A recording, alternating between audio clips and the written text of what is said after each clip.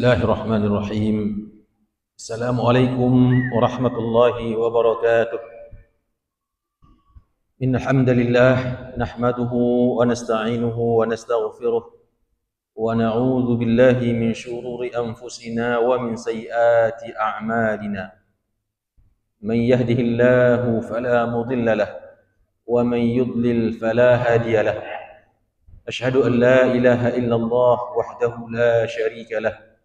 وأشهد أن سيدنا ونبينا وحبيبنا محمدا عبده ورسوله صلى الله عليه وسلم لا نبي بعده. أما بعد. Bapak-bapak dan ibu-ibu, kaum muslimin dan muslimat, jamaah salat maghrib Masjid Raya Syekh Ahmad Khatib Al-Minangkabawi yang insyaallah dirahmati Allah. Pertama, saya mengucapkan kullu amin wa antum bi khair. Taqabbalallahu minna wa minkum. Selamat Hari Raya Idul Adha Al-Mubarak 1447 Hijriah. Semoga Allah jadikan hari raya kita hari ini hari raya yang dipenuhi dengan keberkahan, dipenuhi dengan rahmat, ridha dan karunia dari Allah Subhanahu wa taala, dan semoga Allah kembalikan hari raya untuk kita dan seluruh umat Islam di seluruh dunia dengan penuh sukacita, penuh kebahagiaan, penuh kegembiraan untuk semua umat Nabi Muhammad sallallahu alaihi wasallam. Kita bersyukur pada Allah Azza wa Jalla yang senantiasa melimpahkan rahmat dan karunia-Nya kepada kita. Khususnya Allah panjangkan umur dan usia kita berjumpa kita dengan hari raya yang mulia ini, hari raya Idul Adha, yang merupakan hari raya terbesar, hari raya yang teragung dari hari raya yang terdapat dalam agama Islam, hari raya yang dikehendaki oleh Allah untuk umat Nabi Muhammad sallallahu alaihi wasallam, di mana ketika Rasulullah sallallahu alaihi wasallam dulu berhijrah dari Makkah ke Madinah, beliau mendapati orang-orang yang ada di Madinah memiliki sejumlah hari raya. Kemudian Allah ganti hari raya mereka tersebut dengan dua hari raya yang diridhai oleh Allah Subhanahu wa taala, yaitu hari raya Idul Fitri dan hari raya Idul Adha. Alhamdulillah, hari ini kita sudah lewati pelaksanaan salat Idul Adha, dan sebagian kita juga sudah melaksanakan penyembelihan hewan kurban. Taqabbalallahu minna wa minkum wa taqabbalallahu minna salihal a'mal. Hari yang mulia ini Bapak dan Ibu yang dirahmati Allah merupakan hari yang tergabung padanya sekian bentuk ketaatan dan takarrub kepada Allah Subhanahu wa taala. Pada hari ini saudara-saudara kita di tanah suci di Makkah Al-Mukarramah sedang melaksanakan manasikul hajj. Tadi pagi mereka wukuf, atau kemarin mereka wukuf di Arafah.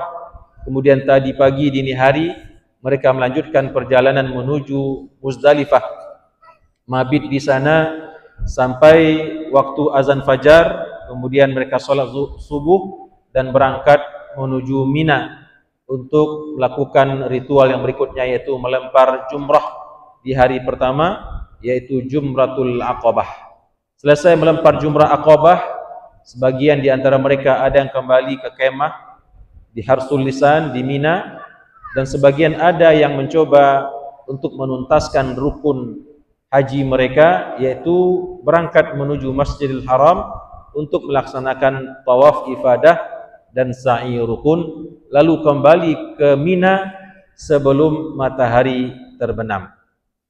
Adapun kita yang berada di tanah air, di kampung halaman kita, maka tadi kita sudah laksanakan solat hari raya Idul Adha dan kita sudah laksanakan penyembelihan hewan kurban.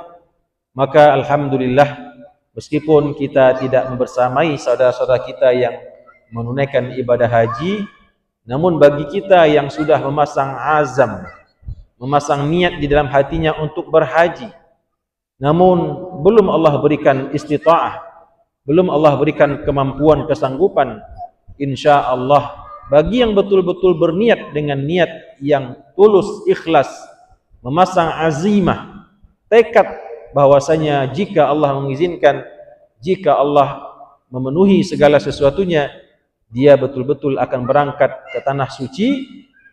Dan meskipun niat itu belum sampai di musim haji tahun ini, namun ketahuilah Bapak dan Ibu jamaah yang rahmati Allah, niat tersebut telah dibalas oleh Allah Subhanahu wa taala, insyaallah tidak kurang pula dari pahala yang diberikan kepada orang yang berhaji di tanah suci hari ini.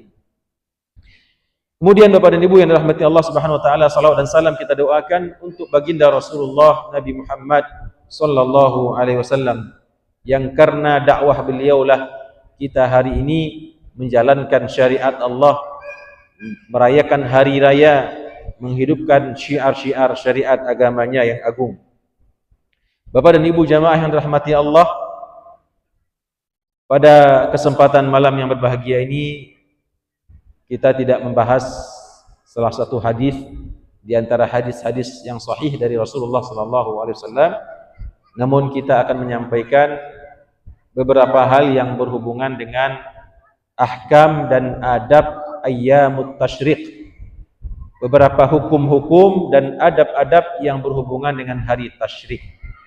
Besok kita akan masuk kepada hari tasyrik, yaitu tanggal 11, 12 dan 13 daripada bulan Zulhijjah. Hari tasyrik ini merupakan hari yang sangat penting bagi kita umat Islam dan termasuk hari raya kita. Karena hari raya Idul Adha ini Allah tambahkan dengan 3 hari berikutnya menjadi hari raya bagi kita semua yang disebut dengan hari tasyrik. Hari yang dalam Al-Quran diabadikan dengan sebutan ayyaman ma'dudat. Dalam surah Al-Baqarah ayat 203 Allah berfirman, a'udzubillahi minasyaitonir rajim, wadhkurullaha fi ayyamin ma'dudat. Dan ingatlah Allah Subhanahu wa taala pada hari-hari yang terbilang, yaitu ayyamut tasyrik, tanggal 11, 12 dan 13 Zulhijjah. Bapak dan Ibu jamaah yang dirahmati Allah Subhanahu wa taala. Yang pertama, ma hiya ayyamut tasyrik? Apa hari tasyrik tersebut? Hari tasyrik adalah hari yang mengikuti tanggal 10 Zulhijjah di hari raya Idul Adha, yaitu hari tanggal 11, tanggal 12 dan tanggal 13 Zulhijjah. Hari ini dalam syariat sunnah Nabi kita dinamakan dengan ayyamut tasyrik. Kenapa dinamakan dengan ayyamut tasyrik? Tasyrik berasal daripada kata syarraqa yusyarriku tasyrik, yang artinya menghamparkan, menggantungkan atau menjemur. Dinamakan dengan hari tasyrik karena dahulu orang-orang yang menunaikan ibadah haji, mereka menghamparkan atau menjemurkan atau menggantungkan kulit-kulit hewan sembelihan mereka, hudaknya mereka jemur di panas matahari setelah matahari terbit. Maka oleh karena itu dinamakan dengan ayyamut tasyrik. Kemudian apakah masing-masing daripada hari tasyrik ini memiliki nama? Maka jawabannya adalah iya. Hari tasyrik, hari tanggal 10 itu disebut dengan Yaumun Nahr. Hari kita hari ini di samping dinamakan dengan Yaumul Idul Adha, maka dia juga dinamakan dengan Yaumul Hajjil Akbar, dan juga nama lain daripadanya adalah Yaumun Nahri, yaitu hari menyembelih.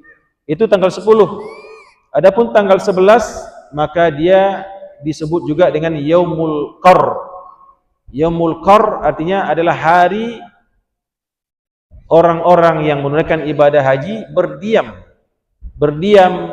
bertempat tinggal di Mina, di mana mereka melakukan mabit di sana. Ini disebut dengan Yaumul Qar, yaitu tanggal 10 Dzulhijjah.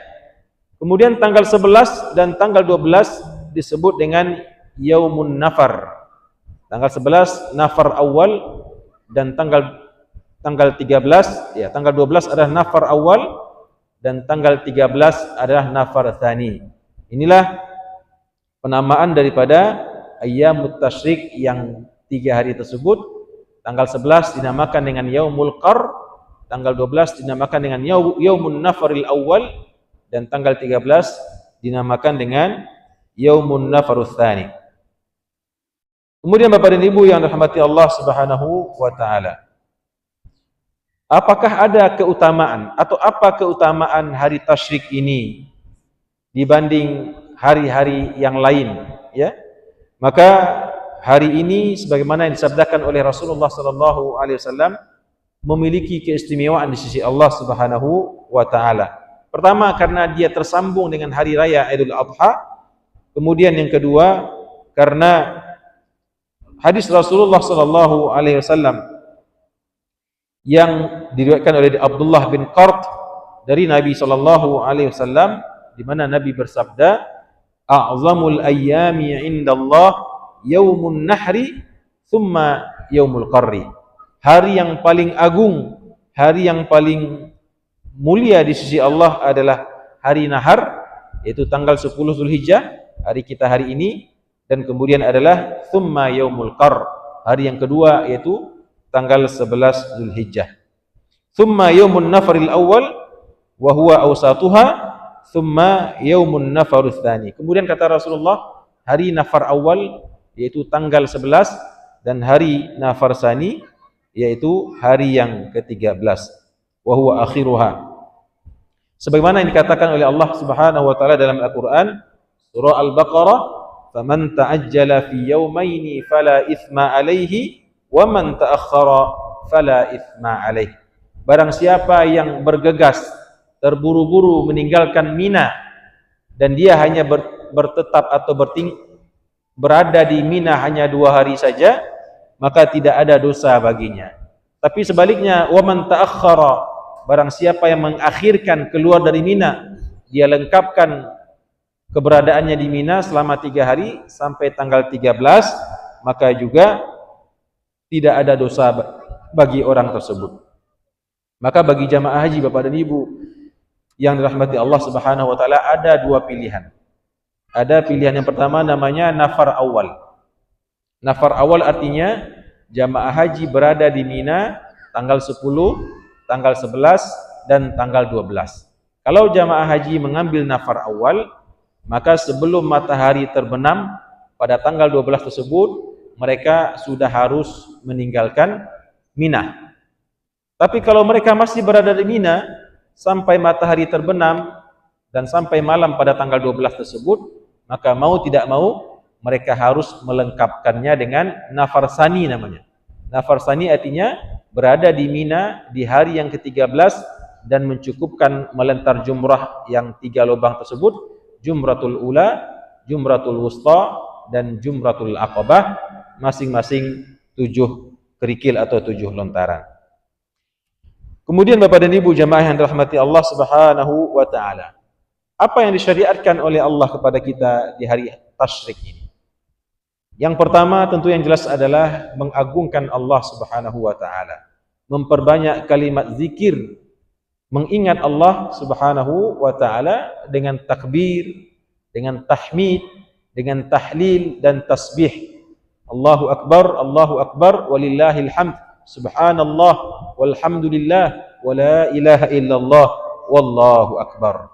Ini yang paling dicintai oleh Allah dari sekian banyak amalan untuk dilakukan di hari-hari tasyrik ini, yaitu mengingat Allah dengan sebanyak-banyaknya, bertasbih, berzikir, baik dengan zikir yang mutlak selesai sholat, dengan bertakbir yang mutlak selesai sholat, seperti yang tadi kita lakukan di setiap sholat 5 waktu kita bertakbir, atau di luar sholat 5 waktu. Di luar sholat 5 waktu dalam keadaan-keadaan yang mengizinkan kita untuk melakukannya. Dalam perjalanan, ya, di rumah, ketika sedang memasak, ketika sedang duduk-duduk di depan rumah, kita bertakbir, ya, dengan suara yang lirih.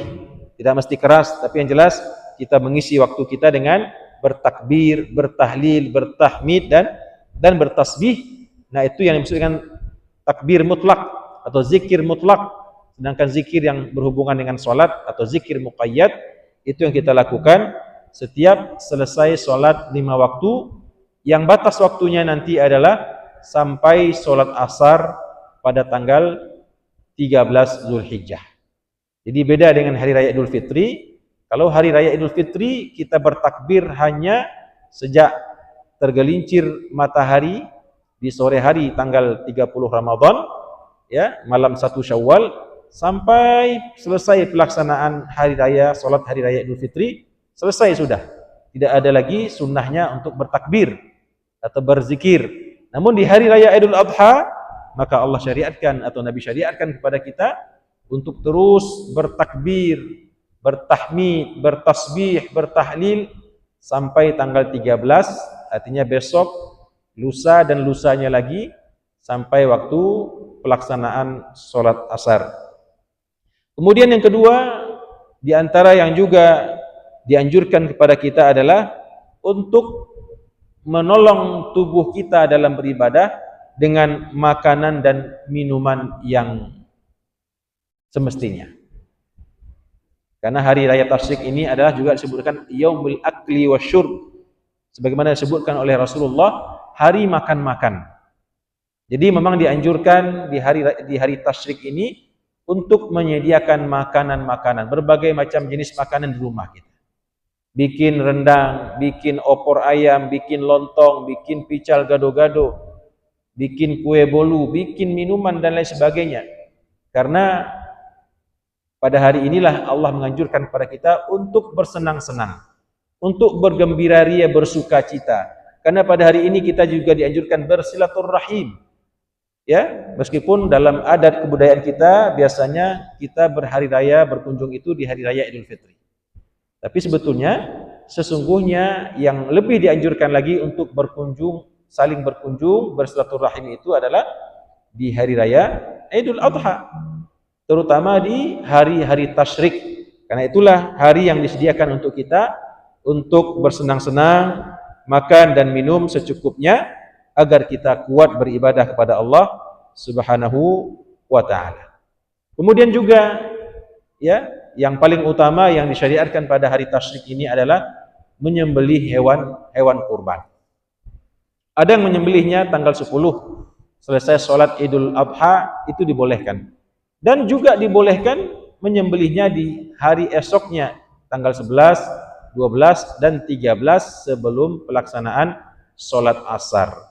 Maka jika ada di antara jamaah kaum muslimin dan muslimat yang tadinya mungkin belum sempat berniat untuk berkurban, hari ini sudah selesai orang melaksanakan sholat hari raya, sudah selesai pula sebagian beberapa masjid dan lingkungan masyarakat berkurban, tiba-tiba ada di antara kita yang mendapatkan rezeki, ya, apapun bentuknya rezeki, yang jelas bisa membeli kambing, bisa membeli sapi, maka tetap dianjurkan kepada kita untuk berkurban.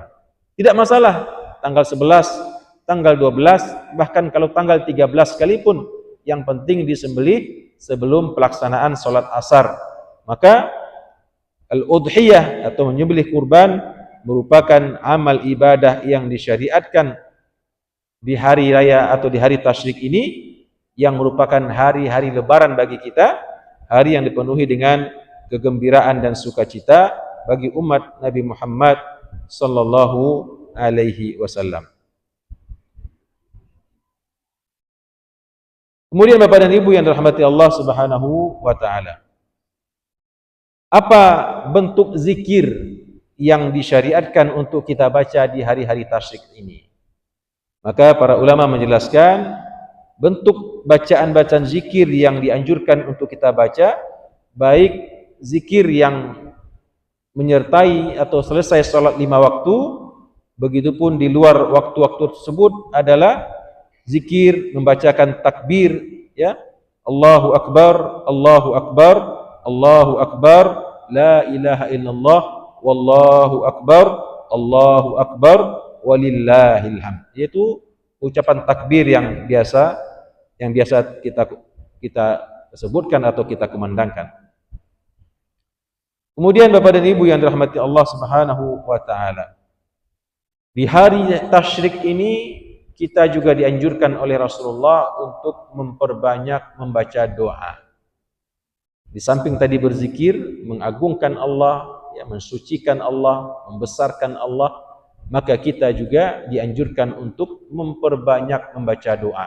Karena ini termasuk adalah waktu-waktu yang mustajab untuk memanjatkan doa. Adapun doa yang dianjurkan untuk banyak dibaca, di samping tentunya boleh kita membaca doa-doa yang lain, maka doanya yang diajarkan Rasulullah SAW, ya, sebagaimana disebutkan oleh sahabat Nabi yang bernama Ikrimah, yaitu doa sapu jagat.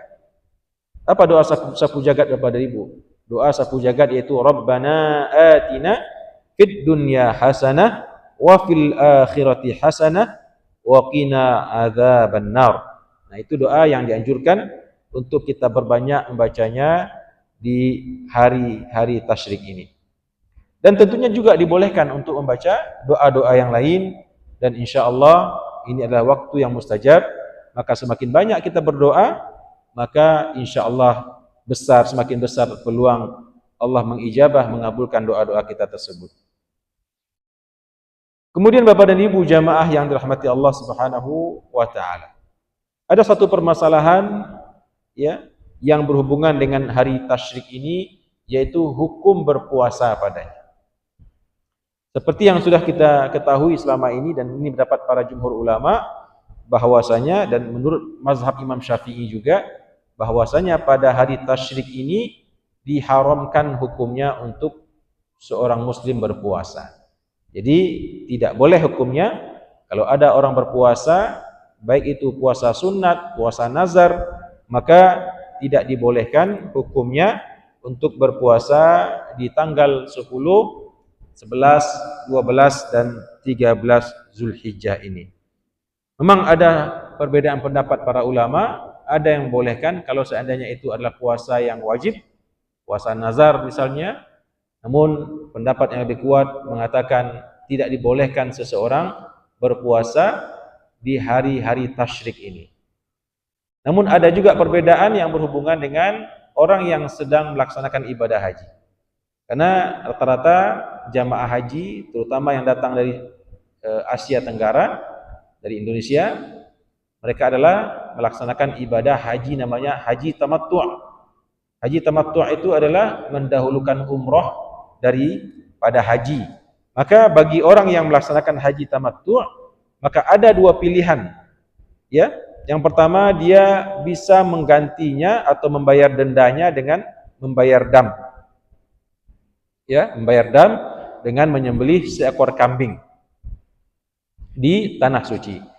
Adapun pilihan yang kedua, jika seseorang tersebut tidak memiliki uang untuk menyembelih kambing sebagai istilahnya denda atau pengganti daripada ibadah haji yang dia laksanakan secara tamattu' tersebut, maka kalau dia tidak bisa menyembelih hewan atau kurban, maka dia bisa menggantinya dengan berpuasa.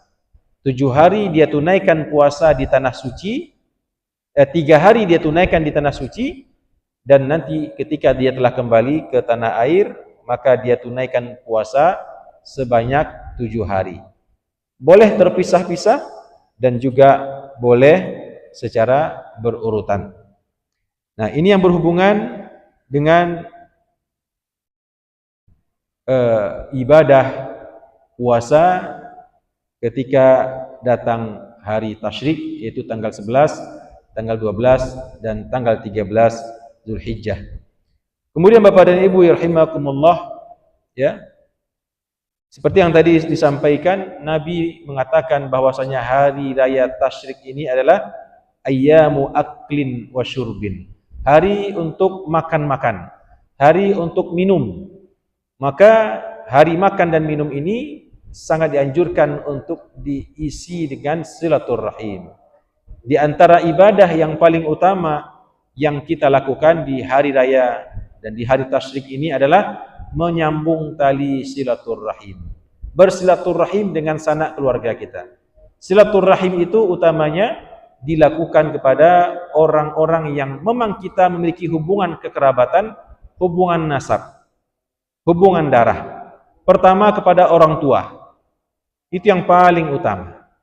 Makanya sudah menjadi kebiasaan kita di hari raya, orang yang pertama kita cari, yang kita salami, yang kita cium tangannya adalah orang tua, kedua orang tua kita, jika memang situasi mengizinkan. Kemudian baru setelah itu saudara-saudara kita, adik, kakak, ya, dan juga handai tolan kita yang lain, paman, bibi, sepupu, nenek, kakek, dan seterusnya. Ini adalah orang-orang yang ketika hari raya dan hari tasyrik ini hendaknya kita sambung tali silaturahim dengan mereka. Mungkin silaturahim kita tidak terputus, namun mungkin sudah berbulan-bulan atau bertahun-tahun kita tidak berkomunikasi, jarang bertanya kabar, bertegur sapa, maka inilah kesempatan bagi kita untuk bersilaturahim. Baik ada masalah, dan itu terutamanya, ataupun tidak ada masalah. Kalau ada masalah, mungkin selama ini ada sesuatu yang terjadi membuat salah satu kita tersinggung,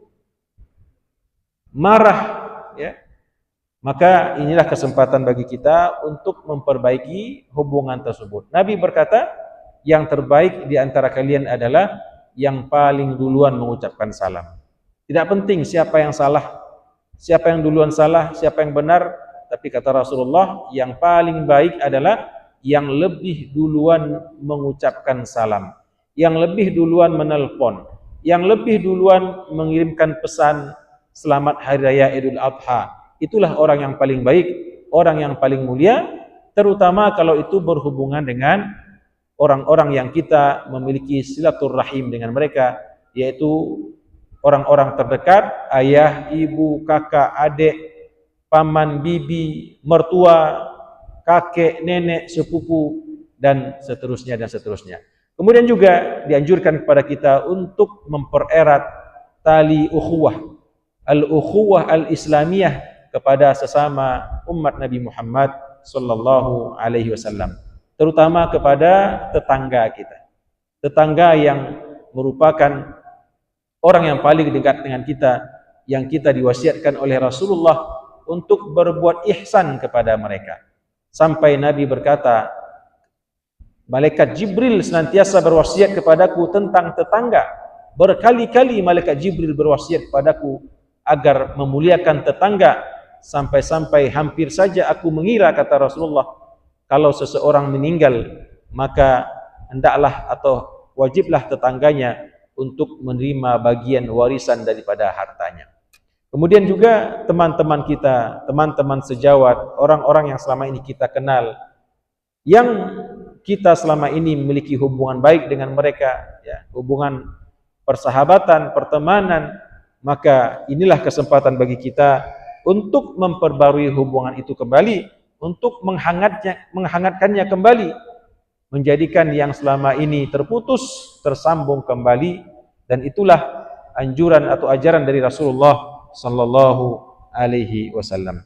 Bapak dan Ibu jamaah yang dimuliakan Allah Subhanahu wa taala, inilah beberapa ahkam, beberapa adab yang dianjurkan dalam agama kita yang berhubungan dengan hari raya Idul Adha dan hari tasyrik, yaitu tanggal 11, tanggal 12 dan tanggal 13 Zulhijjah.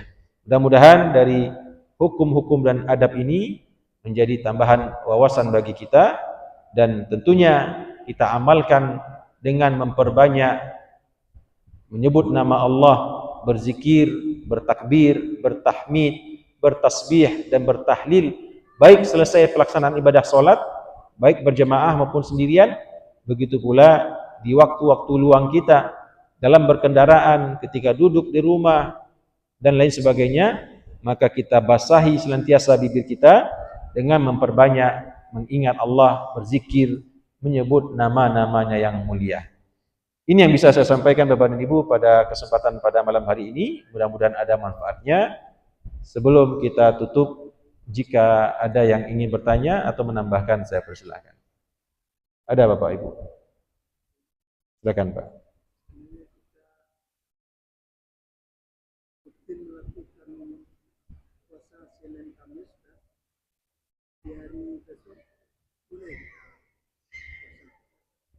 Ya, pertanyaannya, jika ada seseorang yang rutin melaksanakan ya puasa sunat Senin Kamis, besok kebetulan hari Kamis, ya, dan kebetulan juga hari tasyrik tanggal 11 Zulhijjah. Apakah boleh orang tersebut yang sudah terbiasa puasa Senin Kamis tersebut untuk berpuasa? Maka jawabannya menurut pendapat jumhur ulama tidak boleh. Karena besok itu masih termasuk hari tasyrik, tanggal 11 Zulhijjah, Yaumul Qar, ya, hari makan dan minum. Dan Allah itu sangat suka, Allah itu sangat senang, Allah itu sangat gembira ketika Allah memberikan keringanan kepada hambanya. Maka ketika diambil oleh hambanya keringanan tersebut, maka Allah sangat bahagia, Allah sangat senang dan gembira. Jadi hukumnya adalah tidak boleh, Pak, ya. Atau dalam istilah haram. Haram seseorang berdosa, kalau haram berarti, ya, kalau seseorang berpuasa di ayam tasyrik tersebut. Wallahu alam. Baik, ada yang lain Bapak Ibu? Silakan. Dari Ibu ada pertanyaan? Masya Allah, ya. Baik, jika tidak ada, maka kita akhiri pertemuan kita. Semoga bermanfaat apa yang telah kita sampaikan dan menjadi ilmu yang bermanfaat bagi kita, dan Allah limpahkan kepada kita keberkahan dan rahmatnya dari pengamalan terhadap ilmu ini. Kita tutup dengan doa kafaratul majlis. Subhanakallahumma wa bihamdika asyhadu an la ilaha illa anta nastaghfiruka wa natubu ilaih. Wassalamualaikum warahmatullahi wabarakatuh.